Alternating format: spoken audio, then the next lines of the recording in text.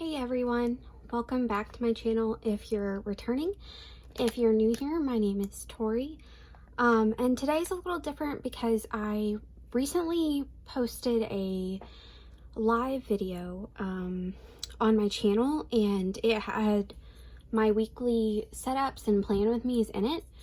So my original plan was to kind of like repurpose the lives content for videos for this week, but it's on my feed, so I wouldn't rewatch somebody's videos that they did in a live if I watched the live or if I watched the live replay. So like, I don't want to do that here.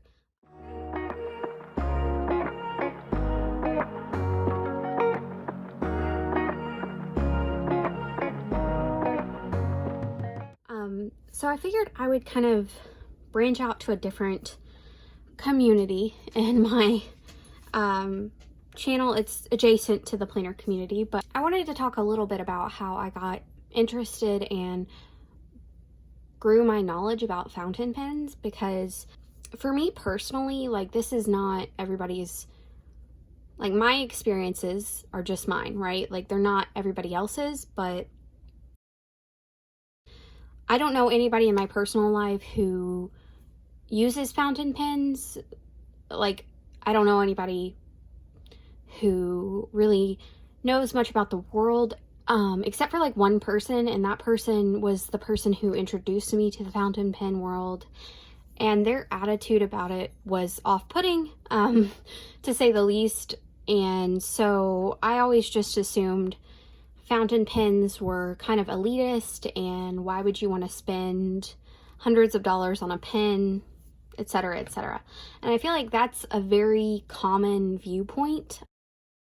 So I wanted to share how I adjusted to like my own imposter syndrome and actually developed my own tastes and interest in the fountain pen community. And by all means, like, I am not an expert. I don't have exhaustive experience with a lot of different brands, a lot of different models. I've never owned a Sailor, never owned a Noveler or a Narwhal, like never owned an Esterbrook. I'm very much a budget girly when it comes to the fountain pen world, because I don't have money to be spending hundreds of dollars on pens.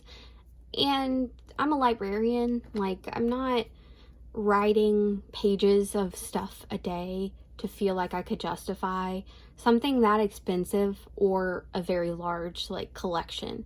So essentially I want to make this video for somebody else out there like I was at the beginning of my knowledge and I guess understanding of fountain pens, because I would have wanted myself to know that there's space for everybody, one, and then I wanted myself to know that like it's not an unapproachable hobby, or it's not an unapproachable world.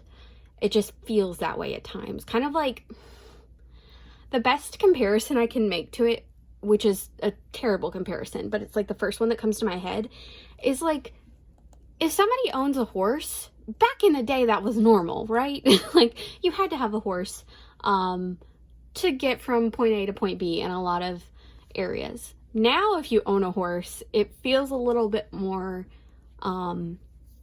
like that's not what everybody has, because it's so expensive. It's something that was used frequently, but then was outmoded for other approachable technologies, and I feel like fountain pens have kind of gone down the same way.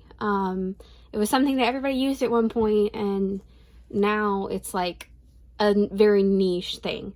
So the first thing I wanted to talk about was one of the things with fountain pens is that, like, you have to have a paper that works well with them. And that's another part of fountain pens that always felt unapproachable to me, is like, how do I even know what to write on, or like, how do I know that this is going to work with a fountain pen? And then odds are it would feather the ink on once I tried it on the page. So like, there's a lot to know and learn, but you can literally like have a fountain pen and have fountain pen friendly paper just in one trip to the dollar store, which still kind of blows my mind, but it's not as unapproachable or inaccessible as I once thought it was. So I just want that to be made known to other people who may think the same thing. I feel like I'm saying unapproachable and inaccessible a lot, but that's just how I always interpreted this category of like stationery adjacent interest. So if you hear jingling in the background, that's my dog and his collar. But so one of the things that I was recently introduced to by somebody who subscribes to my channel, her name is Tara Nicole Designs, if you want to go follow her. But one of the things that she let me know on one of my videos was that Dollar General had this paper that's actually pretty fountain pen friendly, and I didn't know that. So the world of paper is also like annoyingly specific in my opinion. Like if you really want to get into it, you have like weights and GSMs and all kinds of stuff like that. If you're not manufacturing the paper and you're not like looking at these categories every day, you're, personally for me, I'm like, what does that even mean? But anyways, all of this to say, like, this paper works really well for a fountain pen, and I think it's like $5 at most at the Dollar General. And here is where like fountain pens became accessible for me, was with this pen right here. It is a fountain pen. It's created by Zebra, so the zebra mark on, or like the zebra, y'all know what I'm talking about, the Zebra Sarasa's pens, like same company. That's who makes them. And it is literally a disposable fountain pen for people to use, and it comes in a medium nib. It comes in all kinds of colors, from purple, green, blue, black, all kinds of stuff. And this is what kind of helped me see the fountain pen light, I guess, because it's just a basic pen for $2 that I picked up at a dollar store.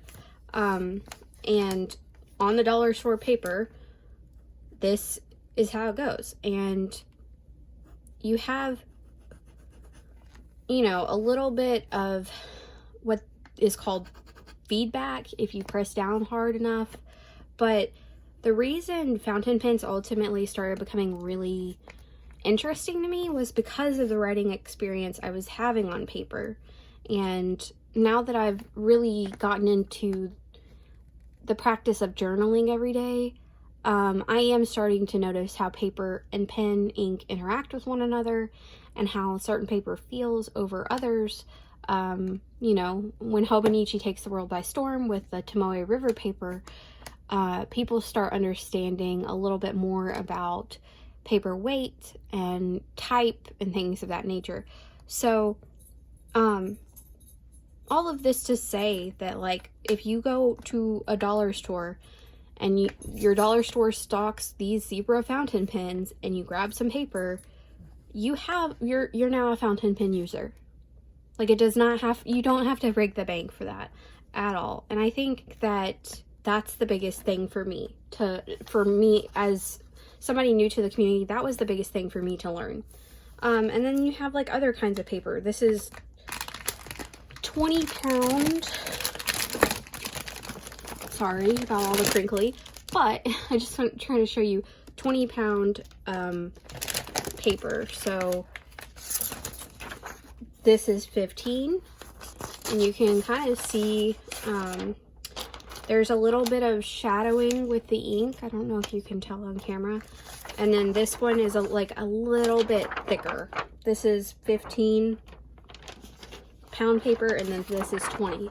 So it's just a little bit different. But it too works well with fountain pen ink. And this is just a pack of paper picked up at Walmart. Nothing else.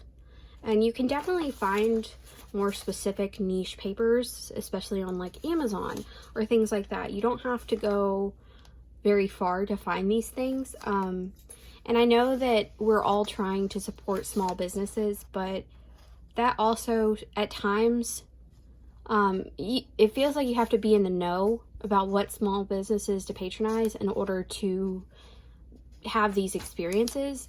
So I am definitely a supporter of small businesses, but for those who don't know about it, who do know about like Walmart or Amazon, these are options that won't break the bank and are pretty well known in our culture and society. So another thing I wanted to share with you all is like the fountain pens I use, because I don't use anything that I feel is too grandiose. I have a very pedestrian fountain pen collection, if you want to call it that. So I figured I would break out my little drawer here and kind of run down the list of what I actually use, and talk about why I use them. So I will also be talking about a pen that I got off Temu. I know people have a lot of different opinions about Temu. I don't want to really get into that here. It's an affordable option for people when inflation is so high and we're all still trying to get the dopamine from our hobbies, and that's all I'll say about that. So just to get that out of the way, this is a Jin Hao fountain pen that I purchased for $7 off of Temu. And Jin Hao is like one of the, I would say it's one of the most maybe affordable brands. So if this gel pen is, I think my ink is so low on that, that's why it's in that drawer. But basically I liked the body of it. That's what drew me to it. And when I saw it, I was just like, oh, okay, $7, let me see what that's about. So it has, like, Jin Hao has a lot of different models, like every other fountain pen company. But the only thing I will say about this is that when you're buying something, like any other place or any other hobby, any other product in our world, you get what you pay for, right? So this pen is good for me, but this like section here with the grip, it's not as comfortable for my writing style. And then also you can see that the nib has Jin Hao on it. I don't know if you can tell, but it didn't let me know like whether it was a fine, a medium, broad, whatever. Like that's the, if you're gonna order something off of Temu, that's kind of par for the course in my opinion. So this, I want to say that this is a medium nib, but I have no way of knowing that for sure. So that is a Jin Hao fountain pen that I just purchased for $7. So again, it doesn't have to be a $200 pen for you to enjoy your writing experience. The next pen I purchased secondhand, and it's a Kaweco, I believe, I think it's a sport in the iridescent pearl. So this one is made to have what's called posting. You're supposed to, it's kind of made to be able to put the cap on the back, so it's an easier writing experience. And I think I got this one for about $30. And you can see here how this paper reacts to the fountain pen.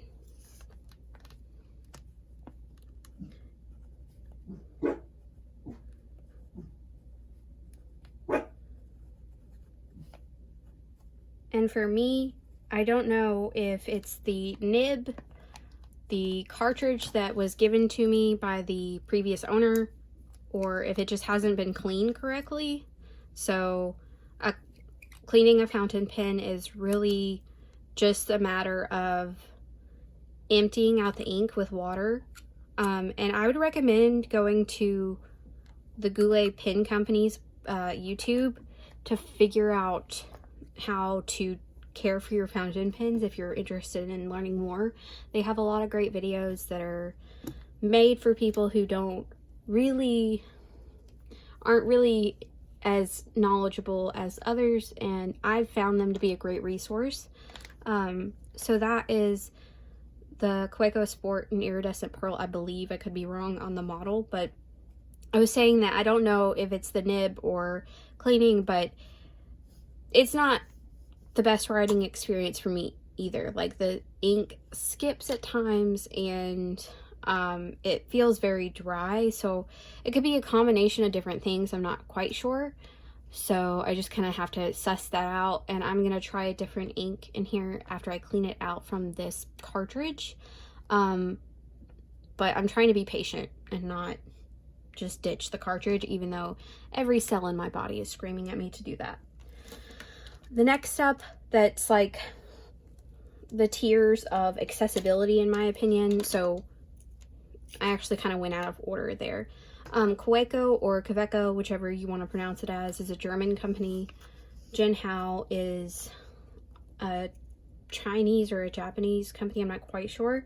Pilot is a Japanese company. I feel like everybody and their mother knows Pilot from a G6 ballpoint pen, you know, like that's a very common pen that's used, and one of the first fountain pens that was recommended to me when I was interested in learning more was the Kakuno, and it is something that people talk a lot about as a good starter pen because the nib has a smiley face on it. So I don't know if you can see that, but it has a smiley face and it tells you what the nib size is, and it helps you learn how to use a fountain pen correctly or hold it, which I don't necessarily subscribe to, like, the fountain pen has to be this way and you have to write at a 45-degree angle, because I usually have my nibs to the side because I find a better flow that way. Somebody could be watching this video and be like, oh my gosh, she's telling them the worst thing ever. I would never tell somebody that. That's fine. It's just my experience with it. It's more comfortable for me to hold the fountain pen where my nib is at this angle. And a lot of people probably don't agree that that's correct. So, but again, it's not really up to other people how you have or how you write and how you have your pens. So this cost, I believe, $12. So 7, 12, and 30 is what I would say. So honestly, I'm not even sure. This could have been less than 30 because it was secondhand, and I wouldn't have purchased this brand new because the look of it is all like, it was already kind of like meh for me, so like it's not something I would have purchased again. So let me go ahead and redo my little sheet here. So first talked about the Jinhao, and that was $7. And then, I mean, the Kaweco, I'm not quite sure what I spent, so I'm just gonna say about 30, but it could have been 20, 25. Pilot Kakuno was 12. And you can find these a lot of different places. Like, they're not a specific, I mean, you can go to the actual manufacturer website, but a lot of different places carry these brands as well.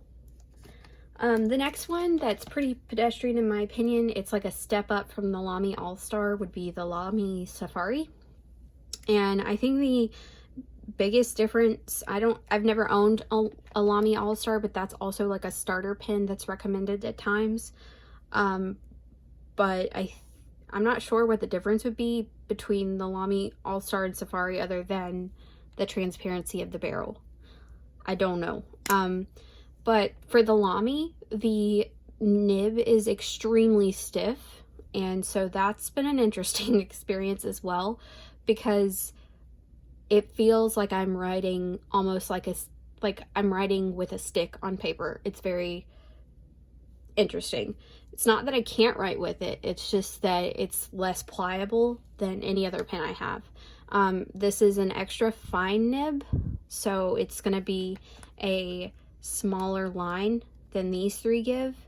But I mean, it's been working for me, and it's definitely a less expensive option. I think that one was 20 or 30. So I'm just going to go ahead and put that one down as the same. I think it was 20 to 30. I'm not quite sure. And then my last three fountain pens are all by the same company, because I find the company to be, I just love these pens. And that, oh, I can not drop them.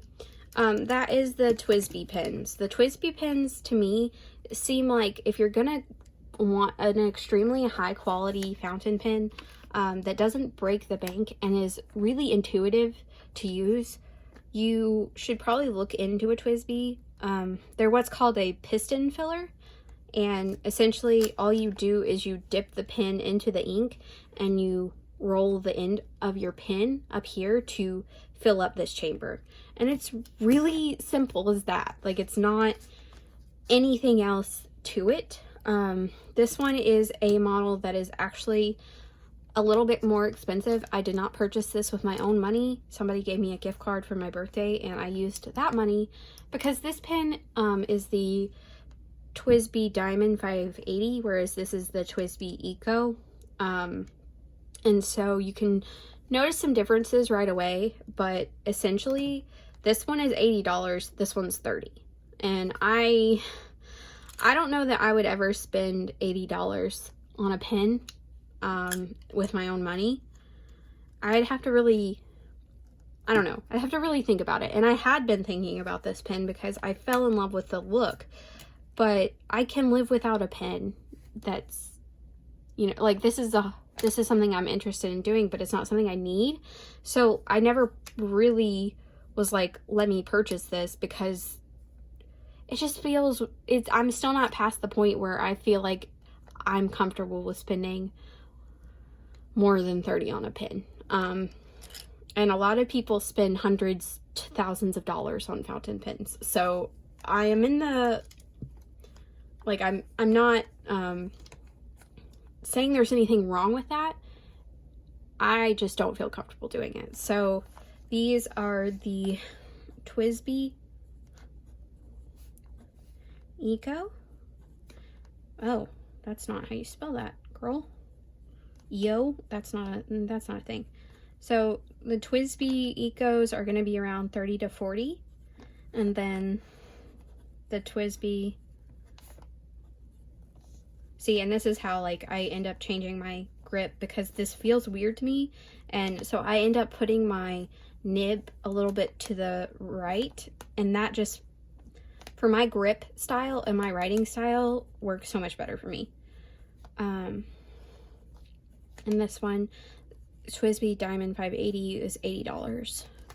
So normally your pens, where you're going to be seeing the increase in price is usually has to do with the nib, because nibs are either made with stainless steel or gold, and if you have a pen that's made with gold, it's usually going to be more expensive.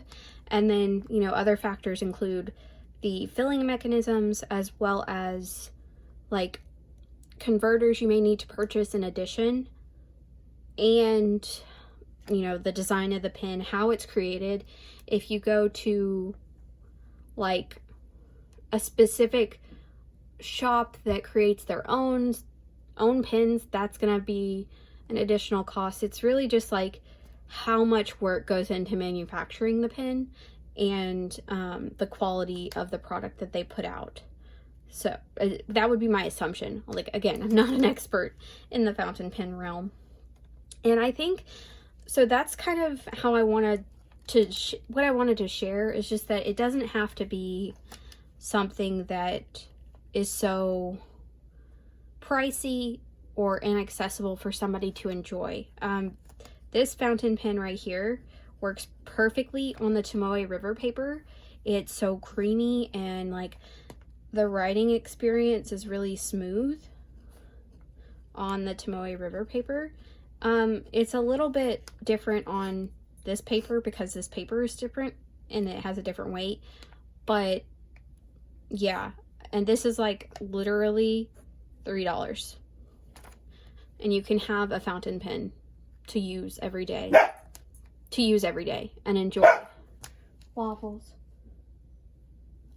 To use every day and enjoy for yourself. So that is like my rundown of how fountain pens don't have to be a break the bank type of hobby. So I'm going to pull all these up, and the last thing I want to talk about is the ink world of the fountain pen world, if that makes sense, because obviously your fountain pens, what is a fountain pen? It is a pen that you put ink into. So there's a lot of different inks, and I think the ink side of the world is a little bit more accessible to me than the pen side, because the pens have, you know, they have such a intimidating factor for me. It just always has been that way for me. It still kind of is, but I'm learning to be okay with it. But essentially, the fountain pen ink world feels more approachable because there's so many options, and the best part is you can pay like $2 for an ink sample, and you get a little tube like this. Sometimes they are prone to leaking, sometimes they're fine. You get a little tube like this, and you can try out an ink that you maybe don't want a full bottle of, because this will last a pretty long time. Like an 80 milliliter bottle is not going to go, at least for me. I'm not like a everyday fountain pen user, so this will probably last me like upwards of a year or longer. I'm not quite sure. But you can kind of get the same, you can just take a lot of stuff for test drives for a very inexpensive price. So for example, if you wanted to purchase a fountain pen and just keep it really low cost, you could get the Pilot Kuno, purchase the Pilot converter, and all the converter does is it's what you fill your pen up with, because this is a Pilot converter, and I was given a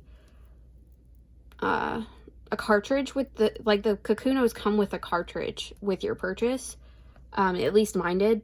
But I had to purchase this converter separately, so I could use ink bottles. And it really is as simple as just, like, this is how the converter came, in a very small, like, plastic bag. That's what it came. And then you just literally stick it in there.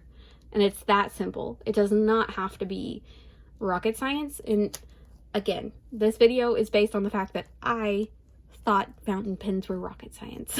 So, you can essentially just like dip your nib into the ink bottle, losing my words here, and test out different inks for like $2 a pop. And say I buy like, you know, 5 ink samples for $10, and then I buy a pen that is $12. Well, I've only spent $22 on a fountain pen and some inks, but I'm still able to really enjoy the hobby, really enjoy the experience that it gives me on my paper, without making it so expensive. So it doesn't have to be, like I've said for the millionth time, it does not have to be so intense or unapproachable. And you have different fountain pen brands, different bottle sizes. So if you get really into it, for example, my first purchase was actually Dominant Industries Winter Night, because I wanted to kind of see what it was about, but I didn't realize at the time that there was shimmer in it. Shimmer is a different, you know, a different aspect of inks.